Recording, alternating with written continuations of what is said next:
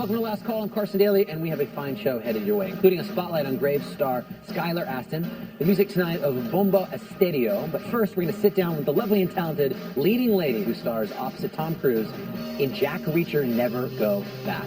From the Den on Sunset, this is Cobie Smulders.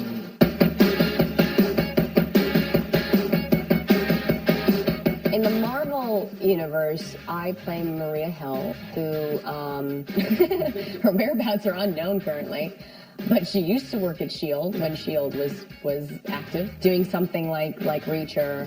I was able to do all of my own fight scenes, and, you know, in the Marvel universe, Maria Hill is a human being, and that's not that interesting to watch. It's like, let's cut back to Thor, let's cut back to Iron Man, which they should. It's not like, oh my god, get in here right away. There's only so much you could do as a human in that world. You nailed that reading. Yeah, that's how I performed it. It was just like a scene from one of the scenes. Like, oh my god!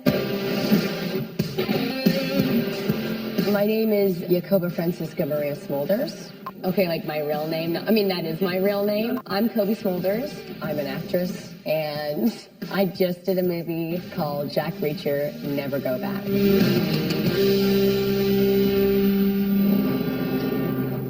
Ma'am, these men are here to transfer you. Who are they? Reacher? These men are here to kill you. Soldier, you know who I am. You've been relieved of command, ma'am. No time. I may help you without cause. It is your right to kill. That soldier was under my command. We don't have time for this.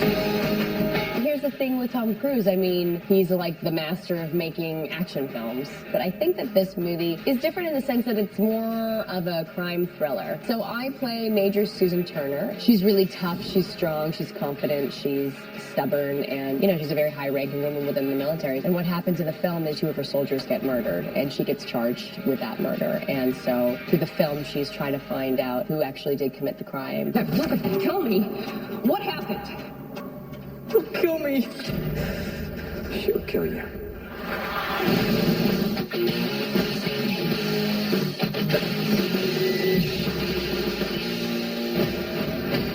There's a lot of running. As long as this looked okay, you know, if you were like really giving it, then it looked like you knew what you were doing. I like the idea that I was just like on a Segway and someone was just pushing me and I was just standing there for the close-ups.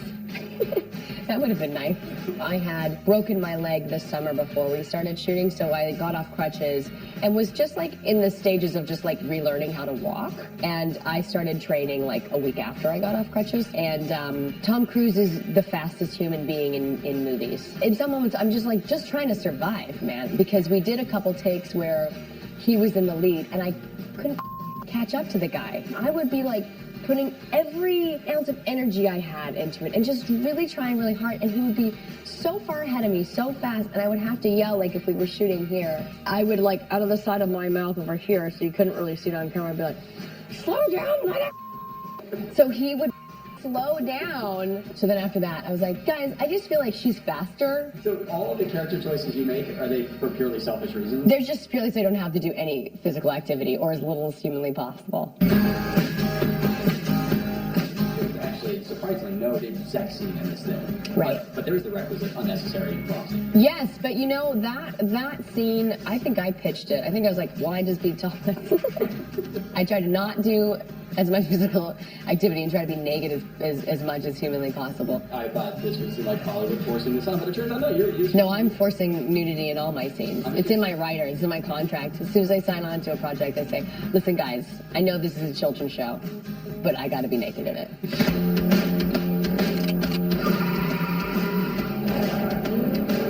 Here's it, man. How's it going? But you filmed the entire film with that broken leg, right? I did. How did you break the leg and then how did that come about? Oh, the first part is so boring. I tripped in my apartment. Okay, that is really boring. So can you make up a story about how Sure. I was crossing the street and there was, there was this woman and she had this bag and it dropped and her groceries spilled out. So I went to help her and then I saw this car coming. It's out of the corner of my, I sort of sensed it before I saw it. And right before it killed this woman, pushed her out of the way, but clipped my leg and snapped. New York City did give me a Medal of Honor That's what they just call them when you say, they just call them medals of honor. Have you heard from the woman? Yeah, well, she did name her first, she was pregnant. I'm sorry, I did not mention she was pregnant. So really, in fact, it saved 2 lives that day. And she named her daughter after me. It was really nice. But nobody knows about that, just you. And now the fans of Carson Daly. And thus the world.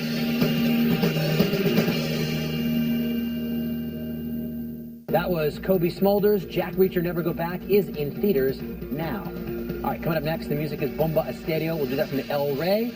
Don't want to miss that.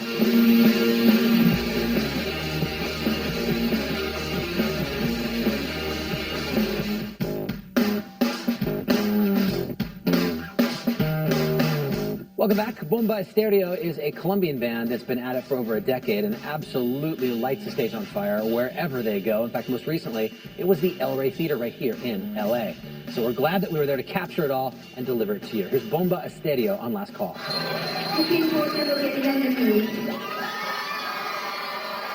Aunque me critiquen, así soy yo.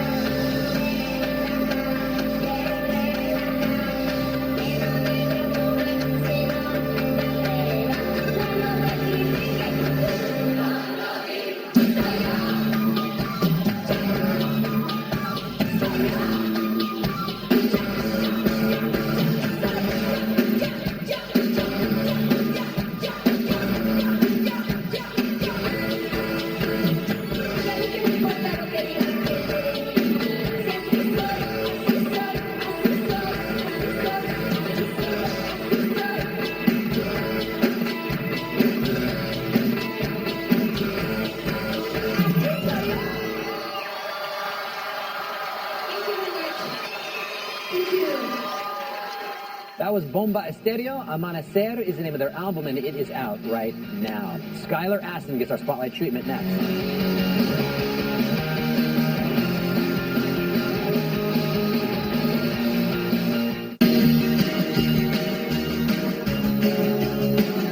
Welcome back. Skylar Astin is best known for his work in the Pitch Perfect movies, but now he turns his attention to the small screen, where he stars opposite the great Nick Nolte in the political comedy called Graves. Well, let's head over to Redberry in Hollywood now for more. What I do as the humble Jets fan is I go, look, we have a shot. All right, I'm not getting ahead of myself, but like, it's going to be fun to watch football. And then the first game happens and you lose. It takes about 5 games until you start saying the phrase, same old Jets.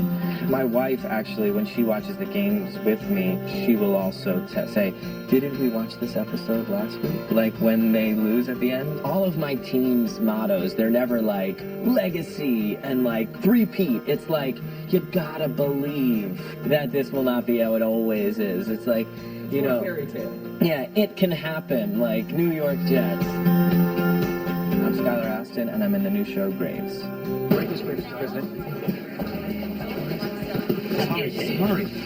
Mags, it's too tight. Tough there, baby. Even though I didn't always agree with his policies, Richard Graves is the very model of what a former president should be. A statesman. Oh, Jesus, I need a cigarette. Right before your kid's cancer speech, are you high?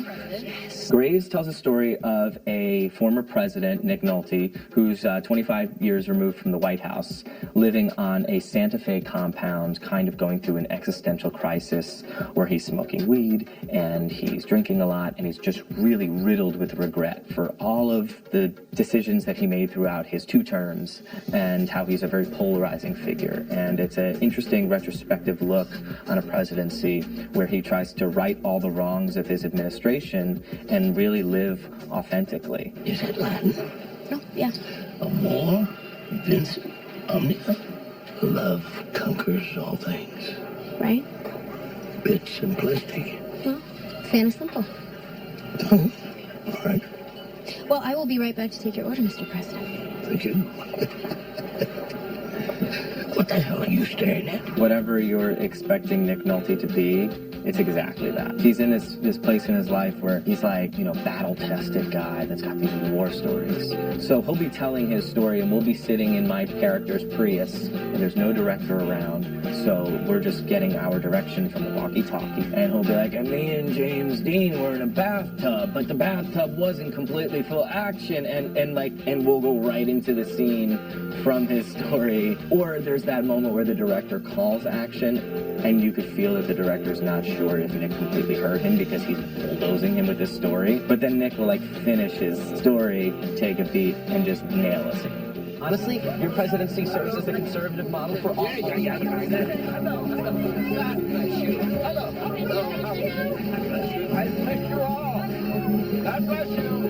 Richard Graves, to my character, is a father figure in some ways, the father that he never had. I appreciate my character, Isaiah, because he really is the window for the audience. I'm the guy that's trying to be idealistic in this super jaded world of former politicians.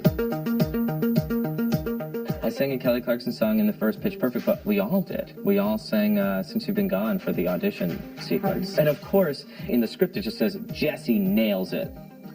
So I'm just like, all right, well, there you go.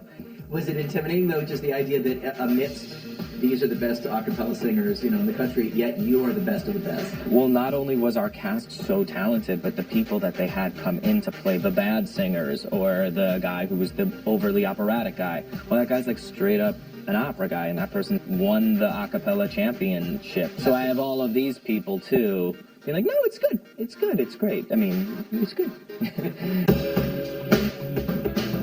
It's just like anytime you're on Facebook and someone's like, you will be crying in 3 seconds, just watch this, and you click, and the dog is just licking the guy's face who just came home from Afghanistan, you know, and you're just like on your couch crying. I knew that in the moment that I saw Anna walk down the aisle, I would cry.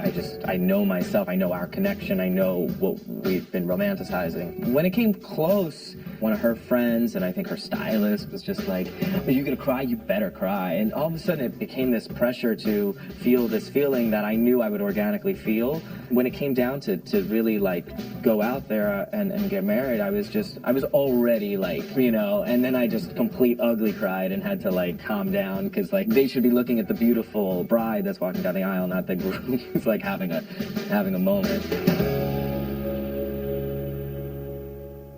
That was Skylar Astin. Our thanks to Skylar. Be sure to check out Graves. It airs Sundays at 10, 9 Central on Epix. We'll be right back.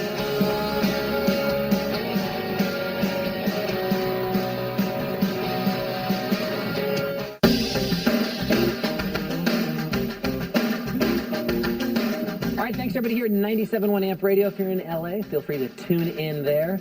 That's going to do it for us. We're going to leave you a little more music from Bomba Estéreo. Enjoy that at the El Rey, and we'll see you next time on Last Call.